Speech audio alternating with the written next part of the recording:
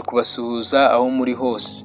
Uyu munsi rero turi ku itariki 8 z'ukwezi kwa kabiri mu mwaka wa 2026, ariko nyamuneka ku munsi w'ejo hari ku itariki 7 byari kuwa gatandatu nibwo Mutesi Sharon wamenyekanye nka Tesha yatangaje ko umubyeyi we yitabye Imana cyangwa se ise umubyara azize uburwayi.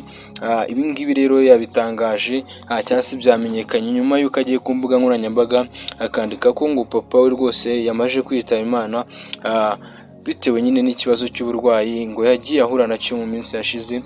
Uyu Tesha rero wagiye uvugwa mu bikorwa byinshi cyane bitandukanye, ari kumwe ndetse na DJ Brian, yagiye avugwa mu bikorwa byinshi ndetse agenda anashinjwa bimwe mu bikorwa birimo ubutinganyi, ariko kandi nanone bigenda bivuga ko ngo yaragiye no kurarura ngo umugore wa The Ben nawe ngo akamwinjiza mu butinganyi.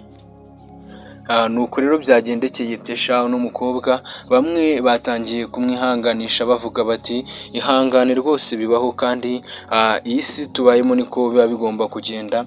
Ndetse kandi Mutesi Sharon cyangwa se Tesha akomeza no kugenda ashimira abantu bakomeje kumuha hafi muri bino bihe bitoroshye, ariko kandi nanone ari nako akomeza kwifuriza umubyeyi we iruhuko ridashira, avuga ati nakubereye umwana mubi ariko ndasaba imbabazi. Wenda hari aho nabaye umwana mwiza ariko naho nakubereye umwana mubi, gusabye imbabazi. Rero ni amarira, ni agahinda, ni ibibazo, arabikurira cyane ndetse kandi nta n'ubwo ibintu bimworoheye, ariko kandi nanone nyine ubwo ngubwo ari nako abantu benshi bakomeje kugenda bamuha hafi banamwifuriza kwihangana ndetse banamufata mu mugongo. Nawe rero aho uri hose, aho uherereye hose, nkaba nagusaba ko rwose wakomeza kumwihanganisha ndetse kandi mujye no muri comment mwandike ko mumufashe mu mugongo cyangwa se mumwihanganishe. Umubyeyi we nyamuneka akomeze kugira iruhuko ridashira ndetse kandi na Tesha nawe akomeze kwihangana. Namwe aho muri hose mukomeze gukanda subscribe, bikamugire ibihe byiza kandi Imana ibarinde. Kaduhurire mu biganiro bikurikira.